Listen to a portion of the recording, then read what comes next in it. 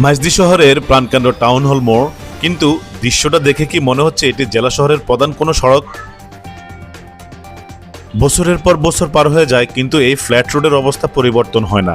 বড় বড় গর্ত আর একটু বৃষ্টিতে জমে থাকা হাঁটু পানি এখানে যেন এখন নিয়মিত দৃশ্য। প্রতিদিন হাজার হাজার মানুষ এই পথ দিয়ে যাতায়াত করলেও ভোগান্তি লাঘবে নেই কোনো কার্যকর উদ্যোগ। গাড়ি চলতে পারে না, যন্ত্রাংশ নষ্ট হয়, আর সাধারণ মানুষের জামা কাপড় নষ্ট হওয়া তো নিত্যদিনের ব্যাপার। শহরের গুরুত্বপূর্ণ এই মোড়টি এখন সাধারণ মানুষের জন্য এক মরণ ফাঁদে পরিণত হয়েছে। শহর আধুনিক হচ্ছে, কিন্তু শহরের হৃৎপিণ্ড বলা হয় যে রাস্তাকে, তার এই দশা কেন? কর্তৃপক্ষের কাছে আমাদের প্রশ্ন, আর কতদিন এভাবে ঝুঁকি নিয়ে চলতে হবে মাইজদিবাসীকে? আমরা দ্রুত এই রাস্তার সংস্কার এবং টেকসই ড্রেনেজ ব্যবস্থা দাবি করছি। জনদুর্ভোগ কমাতে দ্রুত ব্যবস্থা নিন।